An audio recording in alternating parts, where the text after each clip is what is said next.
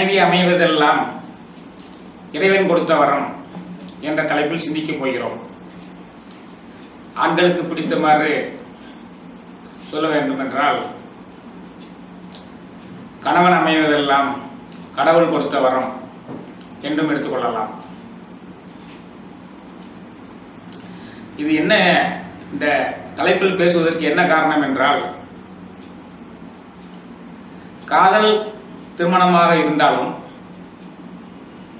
பெற்றோர்களால் பார்த்து வைத்து நடத்தக்கூடிய திருமணமாக இருந்தாலும் பலவிதமான முயற்சிகளுக்கு பின்னர் தான் அது கைகூடுகிறது.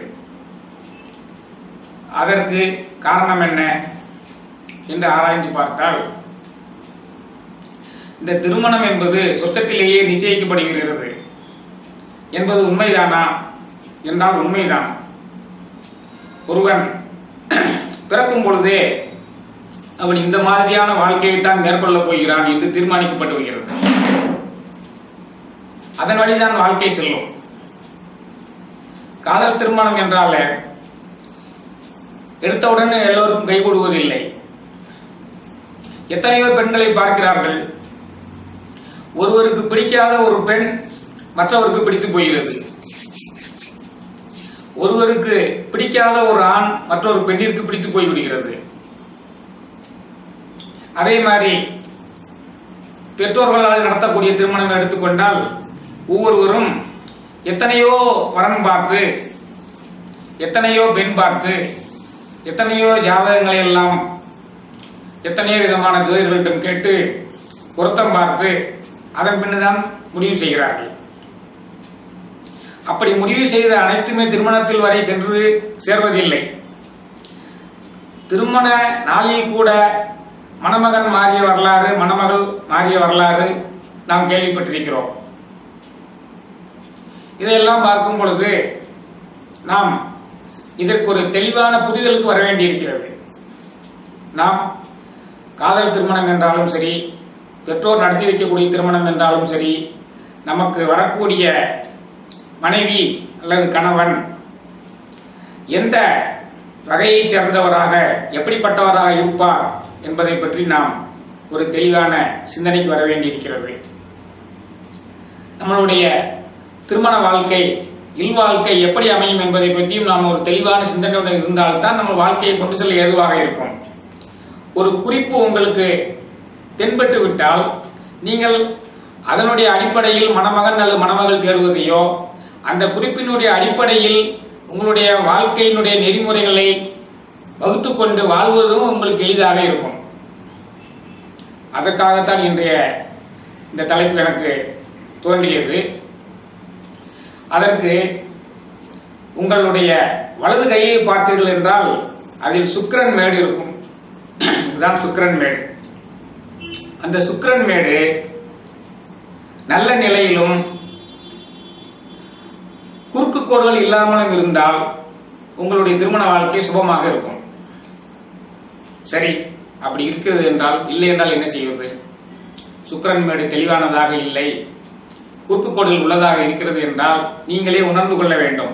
நாம் இல்வாழ்க்கையில் சில சோதனைகளை மேற்கொண்டுதான் இந்த பிறவியை கழிக்க வேண்டியிருக்கிறது என்பதை நீங்கள் தெரிந்து கொள்ள வேண்டும் என்பதற்காக சொல்கிறேன். அப்படி ஒரு தெளிவான சிந்தனையோடு இருந்தால் வரக்கூடிய கஷ்ட நஷ்டங்களை நீங்கள் தாங்கிக் கொண்டு வாழலாம். நான் சொன்ன மாதிரி சுக்கிரன் மேடு நன்றாகவும் குறுக்கு கோடுகள் இல்லாமல் இருக்கிறது என்றால் உங்களுக்கு இன்பமான வாழ்க்கை காத்திருக்கிறது என்று நீங்கள் தெரிந்து கொண்டு சந்தோஷமாக அடியெடுத்து செல்லலாம். இரண்டு தரப்பினருக்குமே அது ஒரு உதவியாக இருக்கும். சரி, அடுத்து இந்த ஜாதகம் என்பது எல்லாருக்கும் பொதுவான ஒன்று.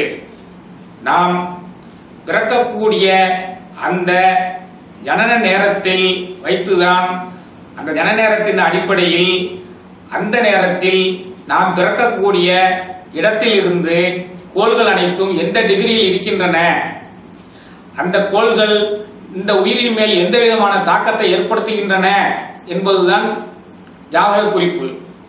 அது அனைவருக்குமே பொதுவான ஒன்றுதான்.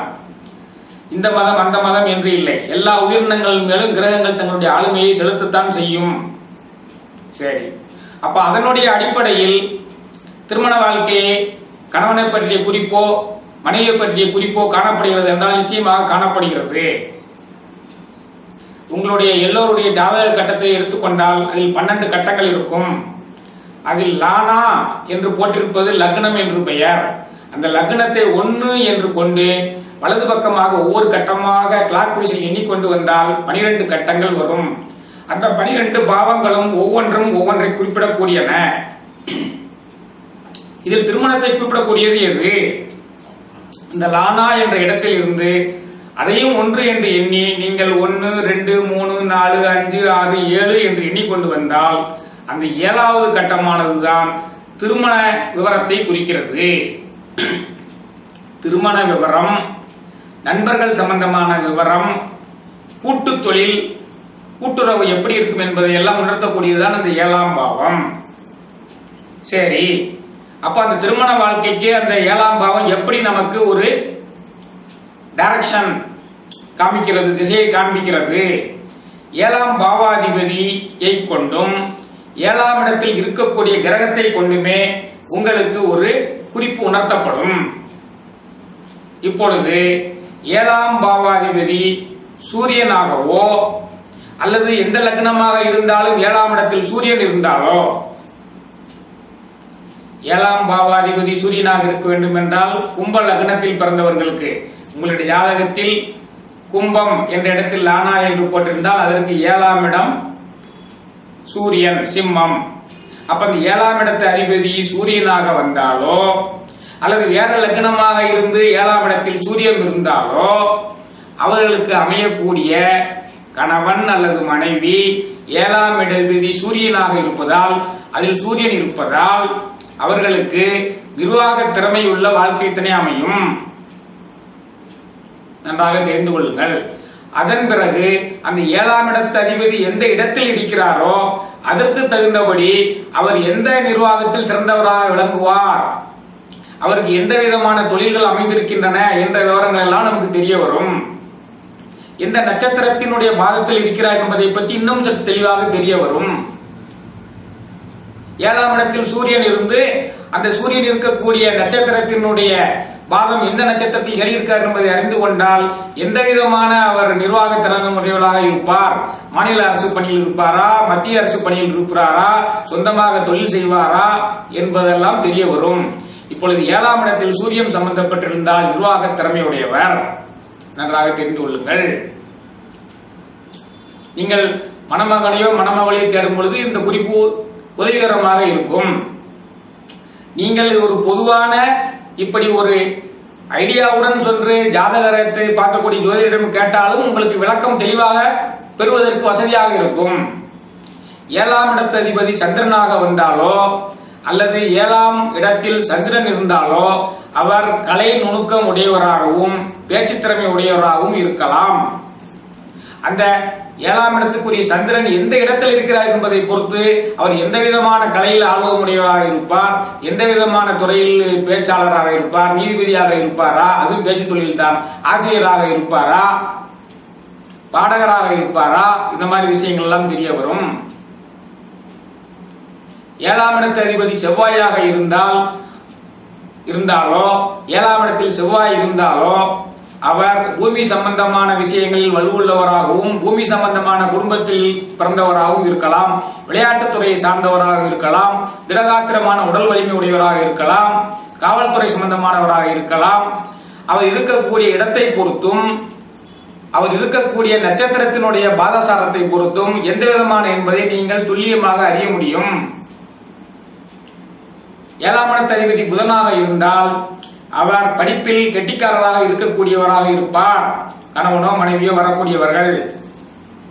ஏனென்றால் அவர்தான் படிப்புக்குரியவர், கலைக்குரிய கிரகம். அது இருக்கக்கூடிய இடத்தை பொறுத்துதான் எந்த விதமான படிப்பு, எந்த விதமான கல்வி என்பதை நாம் முடிவு செய்யலாம். 7ஆம் இடத்துக்குரிய அதிபதி குருவாகவோ அல்லது 7ஆம் இடத்தில் குருவோ இருந்து சுப கிரகங்களால் பார்க்கப்பட்டால் தெய்வாம்சம் உடையவராக இருப்பார். 7ஆம் இடத்தில் குரு இருந்தாலோ 7ஆம் இடத்து அதிபதி குருவாக வந்தாலோ தெய்வாம்சம் உடையவராக இருப்பார்கள். அவர்கள் இருக்கக்கூடிய அந்த இடத்தை பொறுத்தும் லக்னத்திற்கு எத்தனாம் இடத்தில் அந்த குரு இருக்கிறார், எந்த நட்சத்திரத்தில் ஏறி இருக்கார் என்பதை பொறுத்து அவருடைய நீதிமானாக இருப்பாரா, தெய்வ பணிகளில் சிறந்து விளங்குவாரா, ஆசிரியர் பணிகளில் சிறந்து விளங்குவாரா, எந்த விதமான பணிகளில் சிறந்து விளங்கக்கூடியவராக இருப்பார் என்பதை அறிந்து கொள்ளலாம். 7ஆம் இடத்த அதிபதி சுக்கிரனாகவோ அல்லது 7ஆம் இடத்தில் சுக்கிரன் இருந்தாலோ அவர் மிகவும் இன்பமானவராக இருப்பார். நடிகராக கூட இருக்கலாம், கலைத்துறையில் நாட்டமுடையவராக இருப்பார். அவர் எந்த இடத்தில் இருக்கிறார் என்பதை பொறுத்துதான் அவர் நடிகராக இருப்பாரா, பாடகராக இருப்பாரா, இயக்குனராக இருப்பாரா என்பதை அறியலாம். அந்த சுக்கிரன் எந்த இடத்தில் இருக்கிறார், எந்த நட்சத்திரத்தின் பாகத்தில் இருக்கிறார், எந்த கிரகங்களோடு சேர்ந்திருக்கிறார் என்பதை பொறுத்துதான் அவர் எந்த கலையில் வல்லவராக இருப்பார். நடன கலைஞராக இருப்பாரா, பாடகராக இருப்பாரா என்றெல்லாம் அறிந்து கொள்ளலாம். சூரியன் சுக்கிரன் சம்பந்தப்பட்டிருந்தால் மருத்துவராக கூட இருக்கலாம். ஆக இதையெல்லாம் பொறுத்து நாம் நம்மளுடைய வாழ்க்கை துணை எந்த விதமாக அமையும் என்பதற்கு ஒரு கோடிட்டு காண்பிக்கிறது இதெல்லாம். அடுத்து சனி, 7ஆம் இடத்த அதிபதி சனியாக இருந்தால் அவர் சற்று சுயநலம் மிகுந்தவராக இருக்கலாம், நீதிபதியாக கூட இருக்க வாய்ப்பு இருக்கிறது. அவர் எந்த நட்சத்திரத்தில் இருக்கிறார் என்பதை பொறுத்துதான் இதெல்லாம். ஏன்னா சனி ஒரு நீதிபான், விருப்பு வெறுப்பு இல்லாமல் எல்லாருக்கும் தண்டனையை கொடுக்கக்கூடியவன். அதனால அவர் நீதிபதி குடும்பத்தை சார்ந்தவராக இருக்கலாம், நீதிமானாக இருக்கலாம், இரும்பு தொழில் செய்வராக இருக்கலாம். எப்படி இருந்தாலும் அவர் கொஞ்சம் சுயநலம் உடையவராகத்தான் இருப்பார்.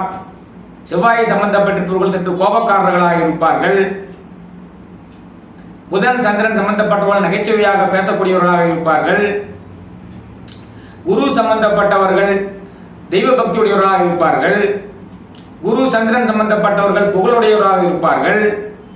சூரியன் ராகு சம்பந்தப்பட்டவர்கள் மருத்துவராக இருப்பார்கள். இப்படியெல்லாம் நீங்கள் அந்த கிரகங்களுடைய 7ஆம் இடத்து அதிபதியினுடைய யார் என்பதை பொறுத்தும், அவர் எந்த வீட்டில் இருக்கிறார் என்பதை பொறுத்தும், அவர் எந்த கிரகங்கள் தான் சேர்ந்திருக்கிறார் என்பதை பொறுத்தும் அவர் உங்களுக்கு வரக்கூடிய கணவன் அல்லது மனைவி எந்த மாதிரியாக அமையலாம் என்பதை ஒரு குறிப்பு உணர்த்துகிறது. ஆக இதை கொண்டு நீங்கள் மணமகனையோ மணமகளையோ தேடுவது எளிதாக இருக்கும். அதனால்தான் மனைவி அமைவதெல்லாம் இறைவன் கொடுத்த வரம், கணவன் அமைவதெல்லாம் கடவுள் கொடுத்த வரம் என்று கூறுகிறார்கள். அது உண்மைதான். நீங்கள் பிறக்கும் பொழுதே இன்னாருக்கு இன்னார் என்று நிர்ணயிக்கப்படுகிறது. அந்த இன்னாருக்கு இன்னார் என்று நிர்ணயிக்கப்பட்டவரை நீங்கள் அனைவரும் தேர்ந்தெடுத்து உங்களுடைய இல்வாழ்வு சிறப்பாக அமைய இறைவனை வேண்டி இந்த உரையை நிறைவு செய்கிறேன். நன்றி, வணக்கம்.